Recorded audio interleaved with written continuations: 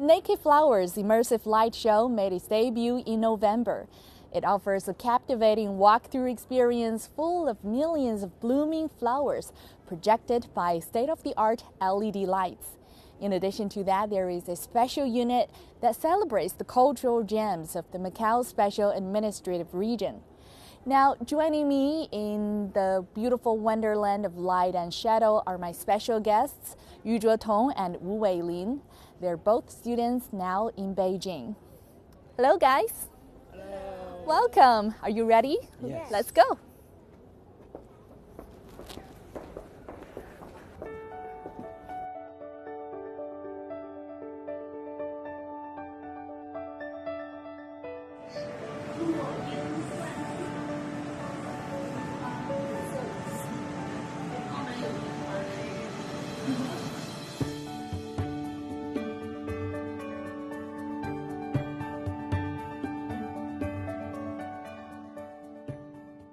Guys, thank you so much for joining our program. And now we have finished touring the Immersive Light Show. What is your general feeling or impression about it? It feels like I have entered into the secret garden and feeling like I'm the protagonist. And from that moment on, I was really immersed into this exhibition. I think the show is really breathtaking, and you can see all the flowers and petals is flowing in the wind. And it just reminds me of Macao spring. The last scenery is a sightseeing of the Macao Peninsula, and therefore, because my home lived there before too, and so it makes me think of my childhood, and it's kind of touching. Actually, Macao has been holding an event called Macao Light Festival every year, and these activities has been attracting. It's popular among both locals and visitors, and this includes like sculpture performance, like decorations, etc., and featuring different themes each year. And the themes are actually reflecting the development and changes in Macao. I thought the show have many interactive plays for the visitors to have interaction with them, and I thought it's quite a great way for them to have a immersive experience in that. Wow. And I know that you guys are both students studying in Beijing right now, and you are living in a place away from home. But as someone who was born and grew up in Macau, do you see any changes in terms of the city's development over the past few years? There's also have a lot of new policies launched. For example, like the Guangdong Macau Cooperation Zone in Beijing, or the 1+4 developmental strategy, and all these policies is making Macau more convenient and competitive. I think the tourism industry has been changed a lot.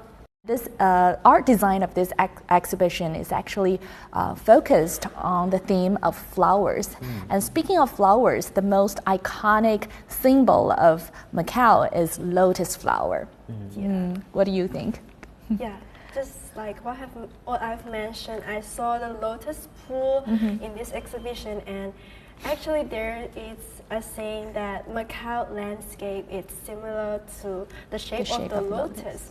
And lotus actually symbolize peace and harmonies, and so maybe Macau is being blessed by it, and so it has avoided wars all this year round, and the citizens is living in a peace. And there is also, and Macau is also known as rich in the blend of culture, and therefore actually there are many iconic sites like the Senado Square or the ruins of St. Paul, which is a mix of Western cultures, architecture, like Portuguese architecture. So it's a kind of symbolize Macau's, Weilin, what do you think is the most iconic symbol for Macau? As you just asked these questions, and remember the fusions, the Western and Eastern culture fusions in Macau, and it's just pops up in my mind, and you could tell there's many places represent such a symbol. And for example, like the Lancha Temple is behind the ruins of St. Paul, and also the Portuguese cobblestone road in front of the Ama Temple, and all this symbol is just representing Macau's special point. That's a great point. And speaking of the tourism development in Macau, I know a lot of people went there for shopping. Yeah. And one of the things that people all like is the little beautifully designed products that represents Macau. Let's go and check that out.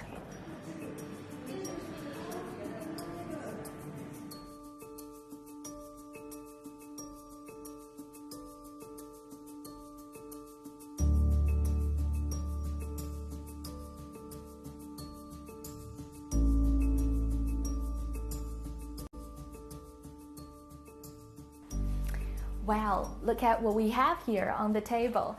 These are the beautiful souvenirs and unique ones from Macau. We have the magnets. Let me show you. See? Wow. Isn't it beautiful? Yeah.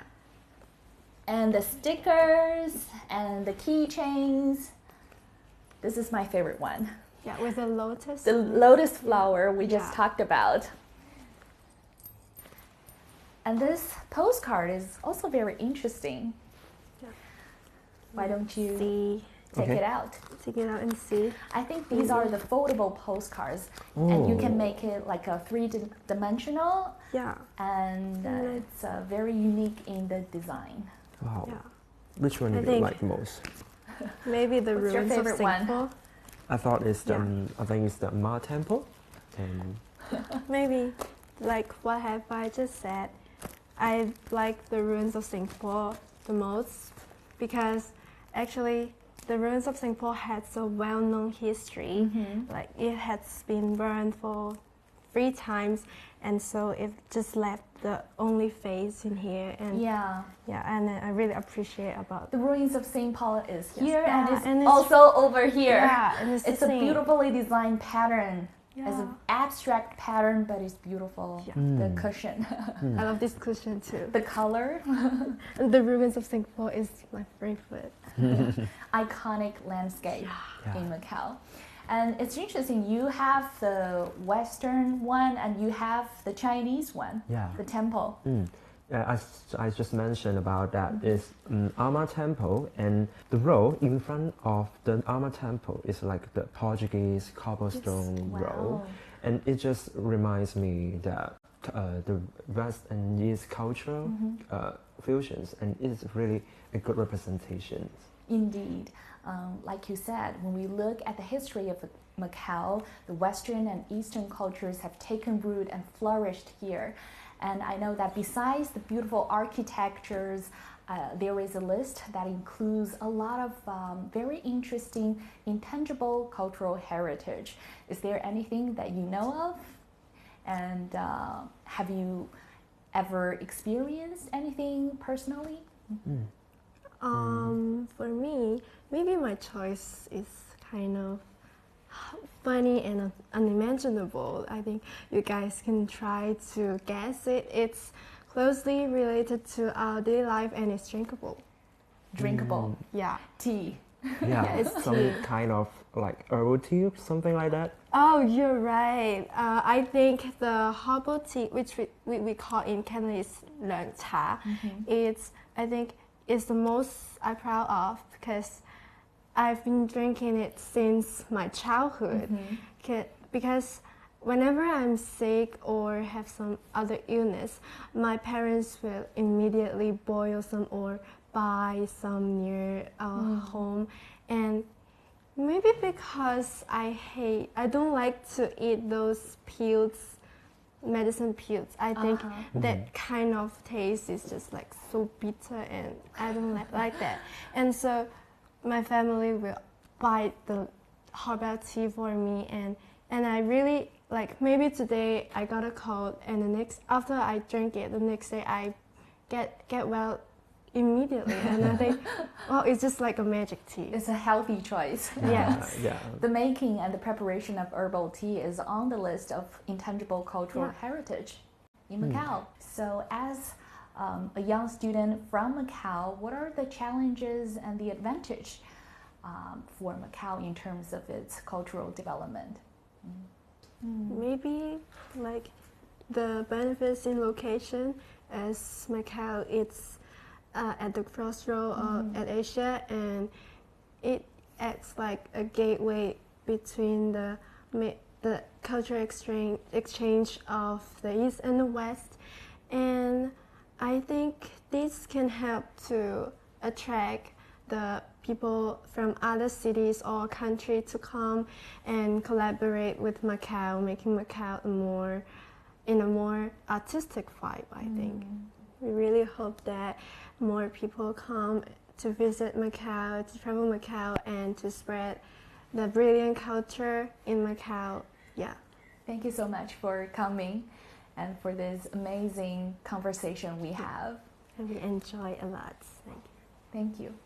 As the American poet Amy Lowell once captured in her verse, "In the dusk, when the lanterns bloom like flowers and incense smoke curls like a white veil," Macau reveals itself as a city of mystery, beauty, and fusion, just like the immersive experience we just witnessed here today. It's truly a dreamland where digital art, fragrance, and light come together in perfect harmony, much like the East-West blend that defines Macau itself. I encourage you to come and take a piece of this dreamlike journey with you.